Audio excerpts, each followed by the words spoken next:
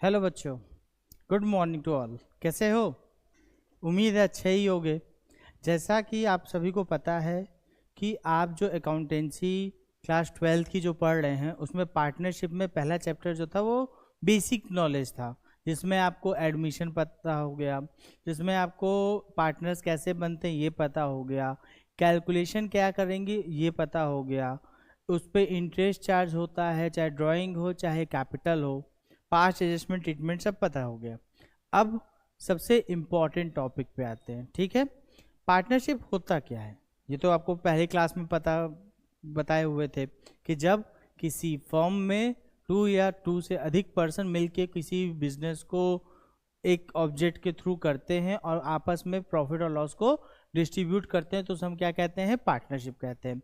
अब पार्टनरशिप में जो चेंज होता है, यानी पार्टनरशिप जो है वो क्योंकि कुछ कुछ कारणों से वो क्या होती है, डीड उसकी खत्म होती है या चेंज होती है। उसका मेन रीजन क्या होता है?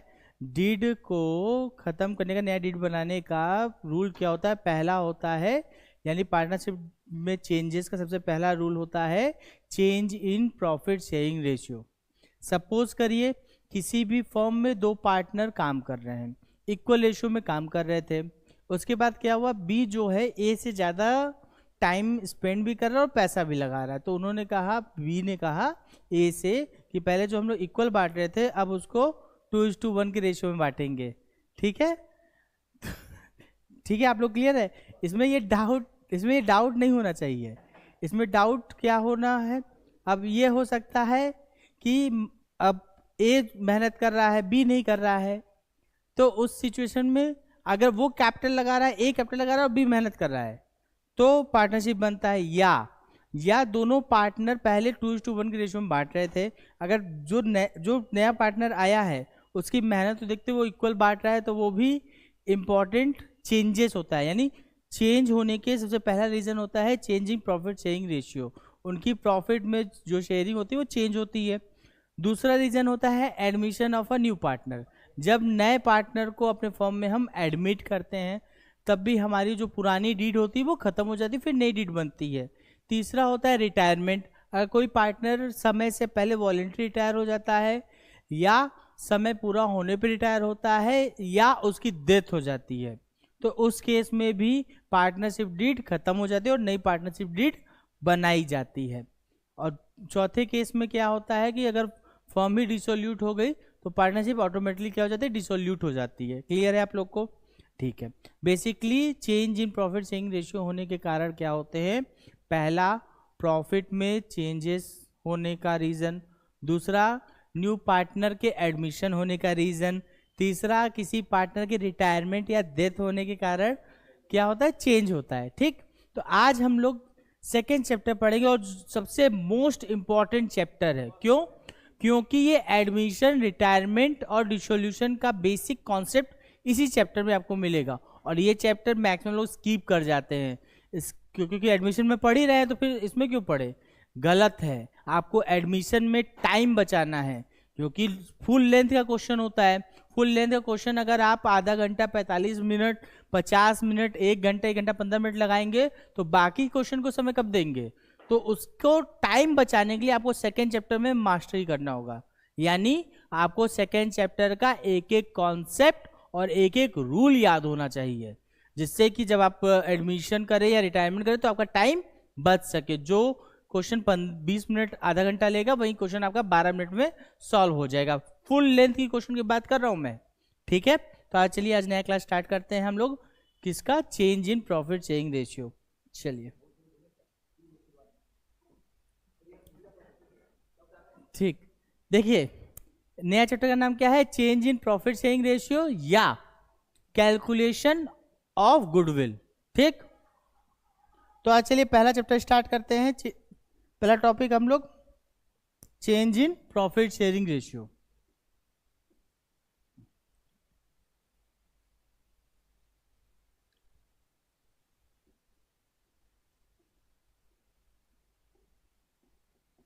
Change in profit sharing ratio. ठीक है, आपके प्रॉफिट में जो चेंजेस होते हैं उस चेंज के कारण दो सिचुएशन आ सकती है। वो दो सिचुएशन क्या है, या तो कोई पार्टनर सेक्रीफाइस करेगा या कोई पार्टनर गेन करेगा। ठीक है, यानी इस केस में दो सिचुएशन आ सकती है, या तो कोई पार्टनर सेक्रीफाइस करेगा तो दूसरा पार्टनर क्या करेगा, गेन करेगा। ठीक है, ठीक, चलिए देखिए इधर देखिए आप लोग, पहला क्या बताया हम, सेक्रीफाइस, और दूसरा क्या बताया, गेन। क्यों, क्योंकि प्रॉफिट शेयरिंग रेशियो में चेंजेस हो रहे हैं। तो हम मैं पहले फॉर्मूला बता दे रहे हैं आपको, फिर एक क्वेश्चन के बेसिस पे उसको सॉल्व करते हैं। ठीक, सेक्रीफाइस रेशियो का फॉर्मूला होता है, लिख लीजिए आप लोग, सेक्रीफाइस रेशियो का जो फॉर्मूला होता है वो होता है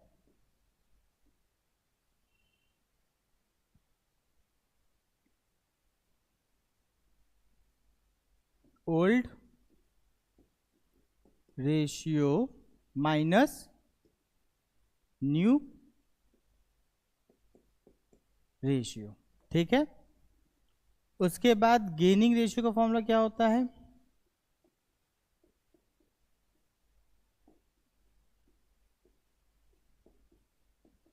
गेनिंग रेशियो का फॉर्मूला होता है new ratio minus old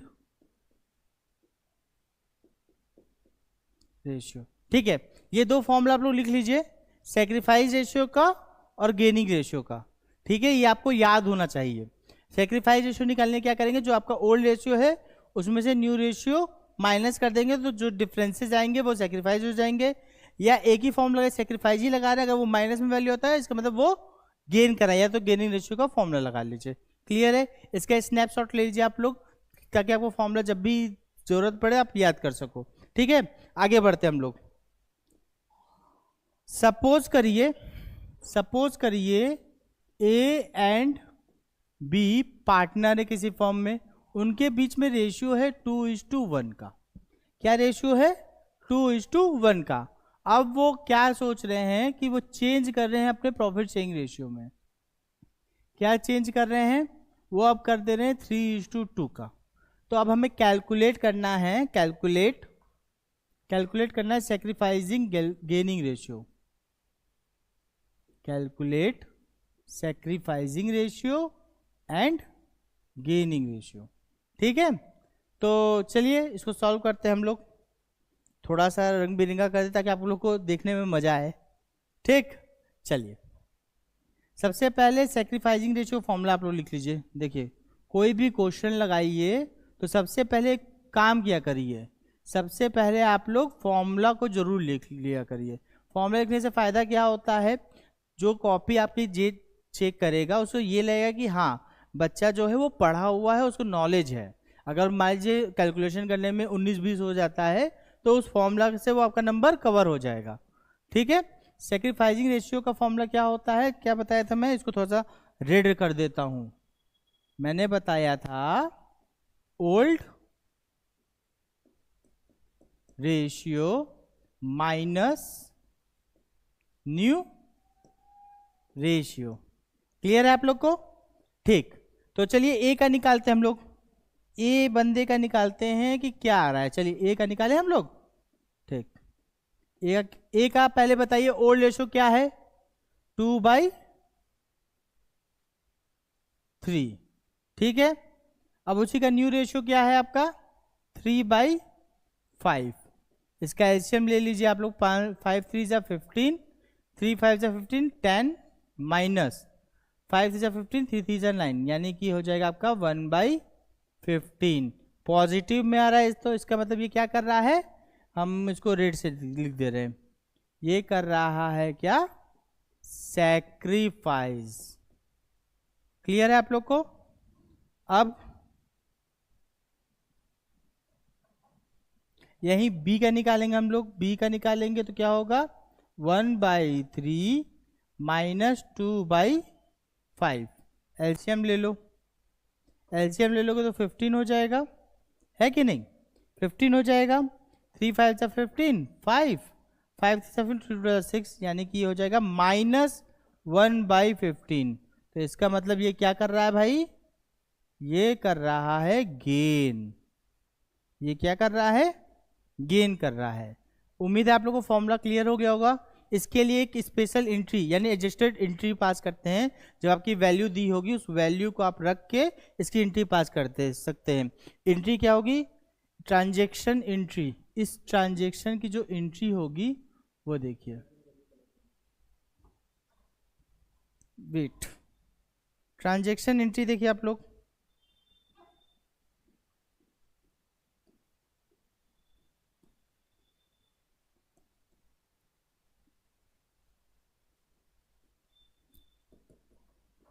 entry के लिए आप लोग ध्यान दीजिए, फॉर्मेट इंपॉर्टेंट। अब ये नहीं कि पार्टनरशिप कर रहे हैं तो तुम्हें फॉर्मेट नहीं बनाना है।